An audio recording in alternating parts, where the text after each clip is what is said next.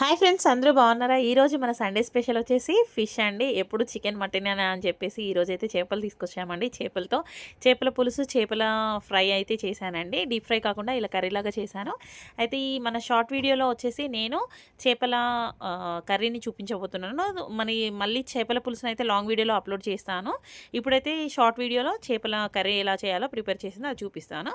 ఇక్కడ ముందుగా మనము చేపలను బాగా కడిగేసుకున్న తర్వాత కారం, తగినంత ఉప్పు, ధనియాల పొడి, వేయించింది కొంచెం పచ్చి ధనియాల పొడి, అల్లం వెల్లుల్లి పేస్ట్ వేసుకోండి. అలాగే పసుపు వేసుకోండి. ఇక్కడ ఉప్పు మాత్రం ముక్కలకు పట్టించే అంతనే వేసాను. ఆ తర్వాత మళ్ళీ కొంచెం వేసుకోండి పోపులో.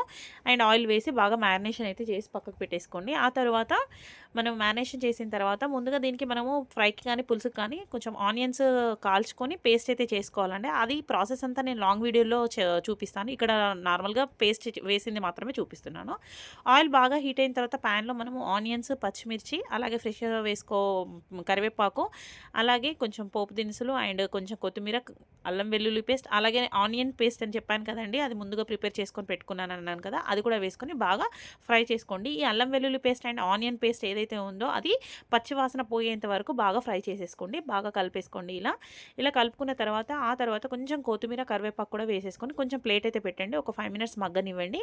ఆ తర్వాత మనం ముందుగా మ్యారినేషన్ చేసుకున్న ముక్కల్ని వేసుకొని కలుపుకోండి. అయితే ముక్కల్ని ముందుగా ఇప్పుడే కలిపేసుకోండి. ఆ తర్వాత ముక్కలు కొంచెం కుక్ అయినా కూడా మనం కలపలేము, ఎందుకంటే ముక్కలు చెదిరిపోతాయి కనుక మనం ఫస్ట్ వేసేటప్పుడే కొంచెం బాగా కలుపుకోండి. ఆ తర్వాత బౌల్ని మనం ఎక్కువగా తిప్పలేము, ఎందుకంటే త్వరగా కుక్ అవుతాయి, ఫిష్ చెదిరిపోతుంది. సో ఇలా చేసేసేయండి. ఆ తర్వాత దించే ముందు కొంచెం లైట్గా జీలకర్ర మెంతుల పొడి వేసేయండి.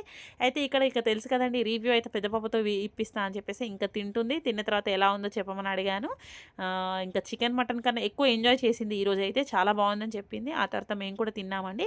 అండ్ నెక్స్ట్ వీడియోలో ఖచ్చితంగా లాంగ్ వీడియో మాత్రం చేపల పులుసు అప్లోడ్ చేస్తాను. అండ్ వీడియో కనుక నచ్చినట్టయితే ఒక లైక్ అండ్ కామెంట్ అయితే చేయండి. Thank you friends, thanks for watching.